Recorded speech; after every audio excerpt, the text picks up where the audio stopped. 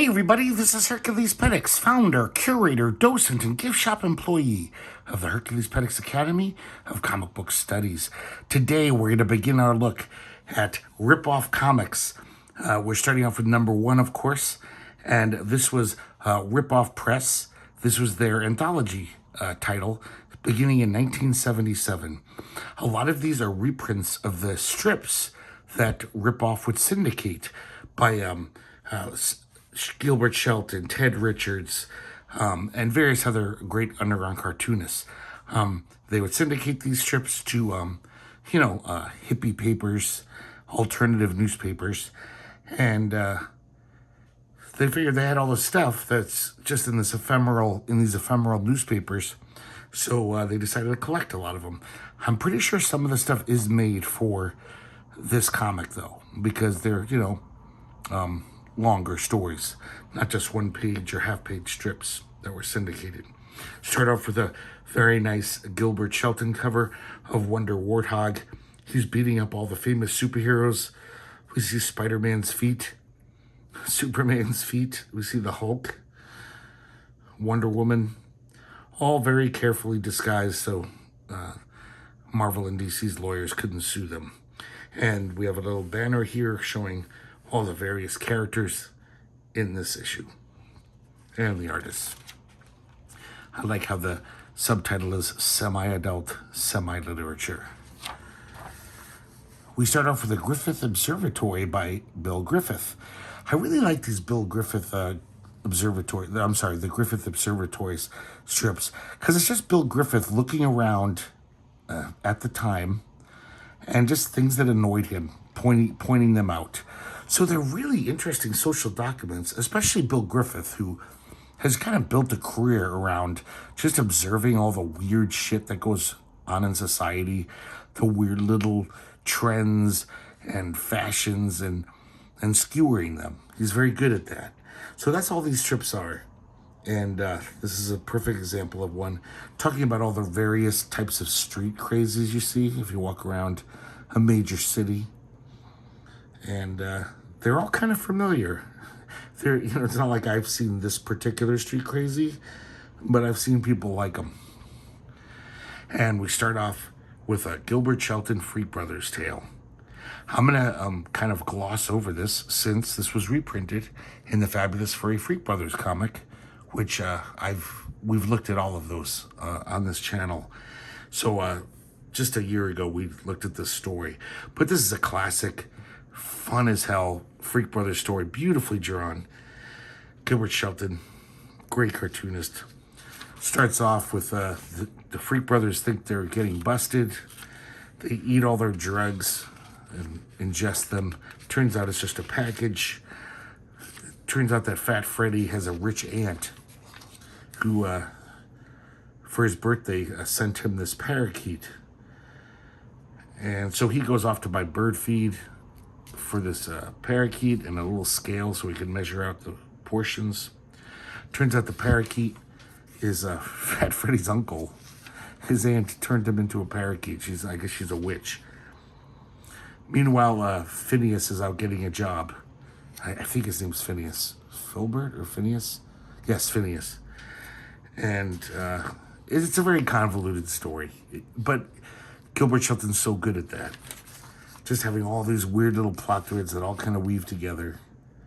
Such a great storyteller, Gilbert Shelton. It's interesting seeing them age to, this was made in like 76, 77.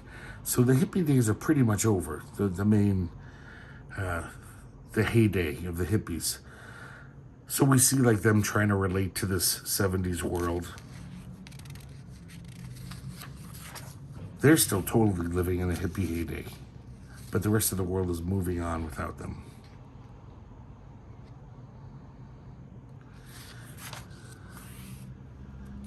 Love his stuff. Just, and it's just so drawn with so much fun. It's so fun looking. So next we have The Casebook of Dr. Feelgood by Fulbert Sturgeon. And I have a lot of problems with Fulbert Sturgeon. Frank Stack, that's his real name. Kind of around the 80s. I think that might be a big reason why I don't own any of the rip-off comics after number 10. And the magazine size issues have a lot of Frank Stack work in it, and it's all kind of just eh. But I like the 70s stuff, his old stuff. It's more detailed. It doesn't look so tossed off. And this co-stars Dorman's Doggy, which was another strip by Fulbert Sturgeon. So basically, Dr. Feelgood is kind of, I guess, a therapist. I don't think he went to a university or anything. He comes across as just a dude who claims he's a psychiatrist. So this guy, Dorman, he brings in his dog. And he basically says that this dog is ruining my life. He's such an embarrassment. He doesn't even lift his hind leg when he pees. And everyone laughs at me because my dog's so pathetic and stinky and homely. And Dr. Feelgood basically says, he's a dog. Be nice to him, And Dorman goes on to continue. He continues by saying, and then I got this cat. And to my horror, his dog starts fucking the cat. So he's basically just like, my dog's a total, whatever. Just a freak. And so Dr. Feelgood, his solution is to be like, here's my prescription. Here's a knife. Kill your dog. Cut his head off with this. And the guy's like, well, but he's always been such a sweet doggy. That's cruel. So basically, Dr. Feelgood knew that would happen. It's almost like the wisdom of Solomon. He forced Dorman to recognize his actual feelings for his disgusting but loyal pet. And he says, well, okay, then don't kill him. And let's settle up on the bill now. So he didn't really do anything. But I guess he did. And then that's kind of cute. The dog just loves his owner. So now we get a couple of half-page Easy Wolves. And by Ted Richards. I've said this many times on the channel. Love his cartooning. Just very classic.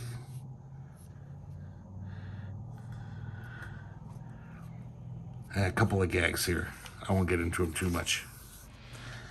This is a fun feature I don't remember. Easy Wolf's Kangaroo Court. And I guess this is almost reminds me of those Griffith Observatories where Ted Richards uses this, that basically anything that's pissing him off, he takes him to Kangaroo Court on the comics page. And basically he's I guess these obnoxious commercials in the 70s that were ubiquitous, like please don't squeeze the Charmin. The executives who made those up, they're basically charging. They're getting charged with high crimes. Also, people who go around borrowing money from people and never paying them back. I like the idea of this strip. Every day, like as I get older, I'm so cranky. Like I get infuriated on like stupid things like people exiting the bus in the front. That'll just ruin my day. It'll ruin like a half an hour of my day. I'll just be like, people suck. If I could draw, I'd do a Kangaroo Court about that. Next, we have another Ted Richards character, the 40-year-old hippie. And this he even had his own title, the 40-year-old hippie. He was kind of a popular underground character.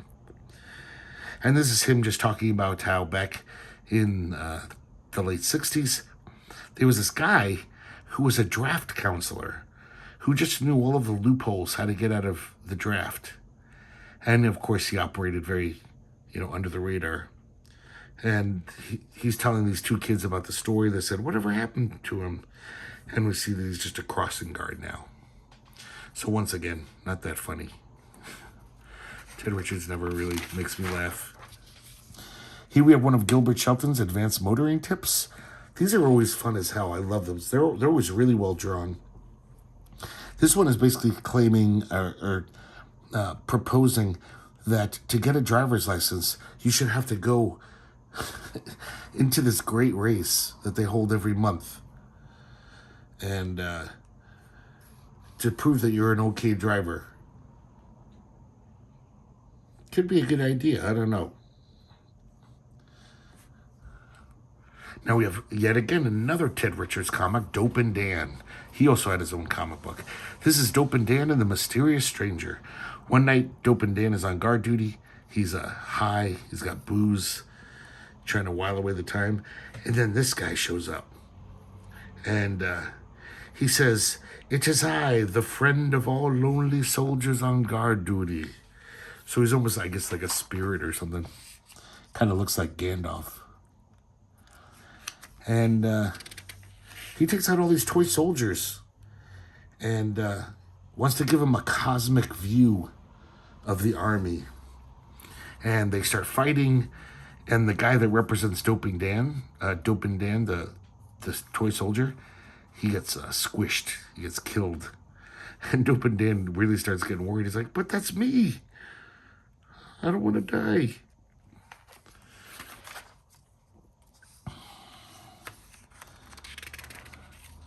And so dawn comes, and Dope and Dan isn't dead, but he is passed out on guard duty, and he left all of his, marijuana joint butts around and bottles of booze, empty bottles of booze. His sergeant shows up, Sergeant Turdy, kicks his ass and says, "You're going into the guardhouse for 30 days. And he says, "Hey, look at these toy soldiers. They actually look kind of cool. Maybe my kids would like them." And he picks up one, and it looks just like him. It's like a Twilight Zone ending. Here we have another Griffith Observatory where he's taking on the anal retentives. And I didn't like this strip so much because it's a little too close to home. He's talking about comic book hoarders and record collectors. The comic book guys don't even read their comics, and they double bag them because they want them in mint condition. He says the worst are postcard collectors. And he even shows those guys who collect barbed wire. I like at the very end, though, Bill Griffith says, "Hey, anybody out there with any Coney Island postcards?" So his tongue's a little in his cheek. He is one of these type of people. Another Gilbert Shelton advanced motoring tip. It's really weird, like for these strips, it seems like Gilbert Shelton really tightens up his art. It's always very tight. Maybe because it's from a certain period of his career, I don't know. But I really always enjoyed these strips. This is basically saying, drivers, all these angry drivers out there, we need honk therapy. And he's got a railroad train whistle, an ocean liner foghorn, and various horns on his car. And if anybody does some infraction against traffic etiquette, he blasts them with his horn. Here's another 40-year-old hippie strip. And this side is kind of a weird one. He is talking about inventing this energy focus amplifier. And it kind of looks like some lens. This, I don't know what's going on. This magnet pumps energy through it, and this little mini mushroom cloud blows up. And he's like, "It works." But then at the bottom it says, "Send 25 cents for easy-to-follow energy focus amplifier plans." And it's the address.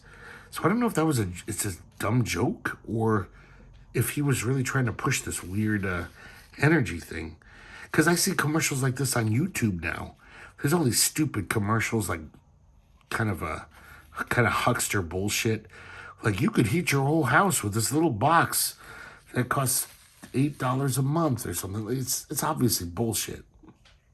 So I wonder if Ted Richards was trying to voice that shit on people. Here we have a nice little Justin Green strip. Always love Justin Green. Grace and Grace. And this almost seems like it could be a real story. Colonel Sanders, the owner of KFC, he's, at the height of his wealth. And this preacher comes to him and says, Colonel Sanders, I'm worried that people eat your chicken. They love it. They eat it every day. But I think they're forgetting to say grace before they eat your chicken.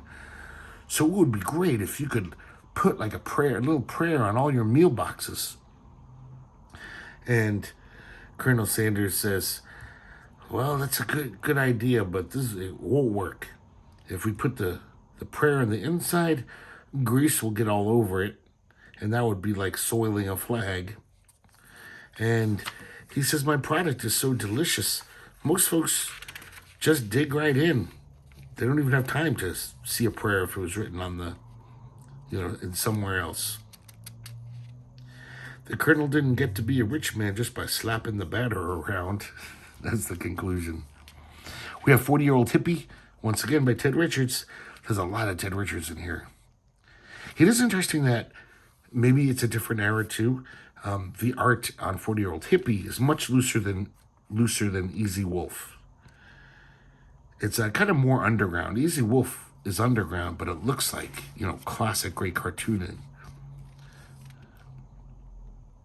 This is the 40-Year-Old Hippie telling his kids about the first time he did acid. And it wasn't a very good trip. It was powerful, but kind of a downer. And the 40-Year-Old Hippie says that, 40-Year-Old Hippie says, yep, I've had 200 trips since then, and they've all been bummers, but I ain't giving up. And he's dropping another hit of acid. More Justin Green, Pre-Dawn Antics. And we see Justin Green waking up. He can't get back to sleep. Even the TV stations have signed off. And so he decides to do some yoga, which he hasn't done in years. And when the morning sun rises in the sky, he's fallen asleep in this crazy yoga position. We got a couple more half-page Easy Wolves by Ted Richards. This one I don't even really get. It's so nice to look at, but so not funny.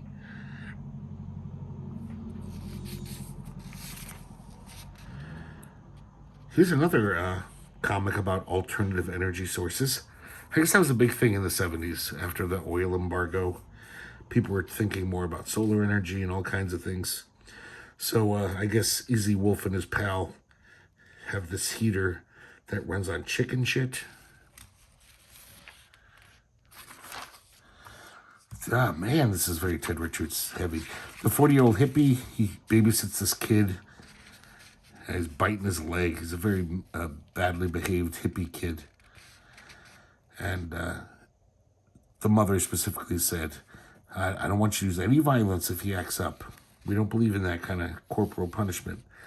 So he tells him a story about the potty monster.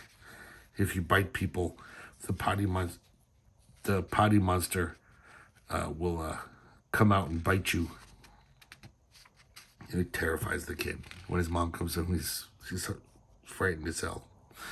We have another Kangaroo Court by Ted Richards. And this is kind of sticking it to those guys who run those get-rich-quick seminars. And we see this guy named Eager Hard Rag Riches. And he's a total charlatan. So the judge orders him to be put in a vault full of money, but no food, water, or toilet. So that's all we'll have is his beloved money. Another Griffith Observatory, the art critics. This is pretty fun. Making fun of the appreciators of lowbrow art. They even once again make fun of comic fans.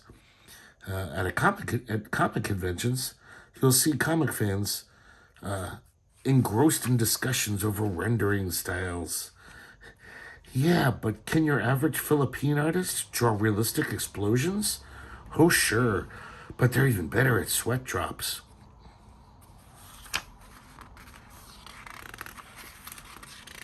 It's kind of like comics kayfabe stuff.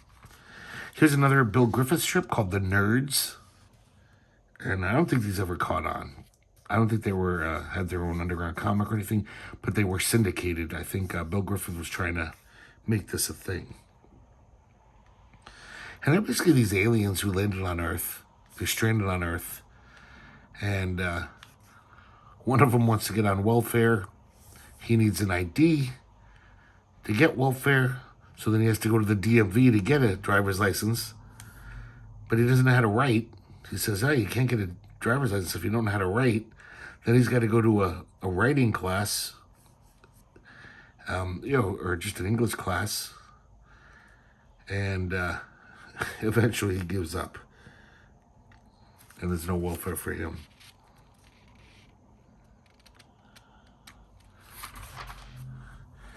And here's a nice Wonder Warthog goes on welfare. Speaking of which, I like this splash page a lot. Look at that shading on the wall. It's pretty nuts. So Filbert Desinix, Wonder Warthog's alter ego, the reporter, a journalist, he gets fired from the newspaper for misspelling someone's name. He doesn't know what he's going to do, but he says, hey, man, I'm going to get my unemployment and welfare. I've been paying into it all this time. It's a huge line.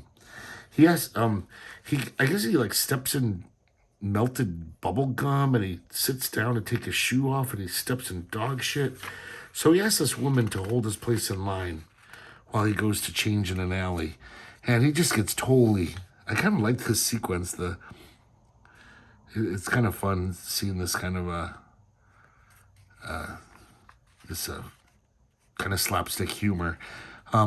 He can't get out of the gum. He ends up in a garbage pail, and all of this stress turns him into Wonder Warthog. So he goes back to the line. Of course, the old lady says, oh, you're not the guy who was holding the place for you. So he says, fine, I'll go up to the end of the line. And when he goes to the end of the line,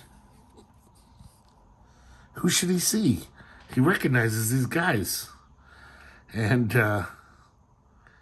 it turns out it's Superman and Captain Marvelous. I'm sorry, Superior Man, I should say.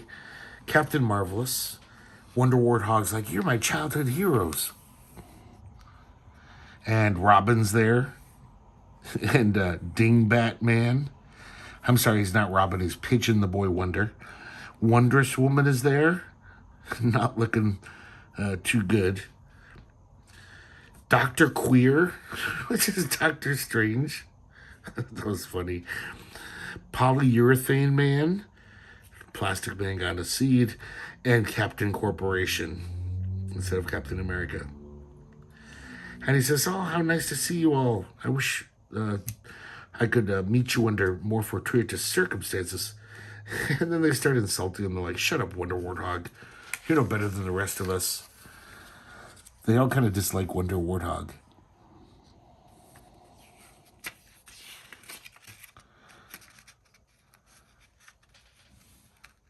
And they basically convince him that he's not going to get any help because he's a right-winger. He says that the food stamp people are prejudiced against right-wingers. And also that he's tall. He says the guy giving out food stamps is really short. He's not going to like the fact that you're tall. You should walk in on your knees so they don't see how tall you are. So they're totally playing with him and fucking with him. And then Superman, Superior Man, he continues joking or ribbing him. He says, my superior hearing just informed me that there's only 200 more in today. And basically saying, you're not going to make it because Pigeon the Boy Wonder is the last one. And he says, they might let me in if one of you people get out of line. And all the superiors start taking off their jackets. Like, you could throw one of us out, but you'd better be prepared to throw all of us out, Wonder Warthog. And he says, maybe that's not such a bad idea. And then he beats the shit out of all of them. and passes them in the line.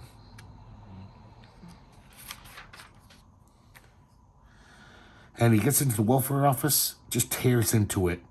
They're terrified. He says, where's the food stamps? And they're like, over there. There's a whole box of them. And he takes them, opens them up, and starts eating them. And he says, phooey, these food stamps taste just like paper. Like he thought literally they were food stamps. Pretty dumb gag, but Look at me, I'm chuckling right now. I guess dumb gags for dumb people. We have another Gilbert Shelton advanced motoring tip.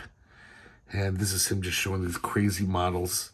This is his ideal model, the Urban Equalizer. Designed for defensive and offensive driving. I like how Gilbert Shelton, whenever he does this kind of stuff, he really thinks it through.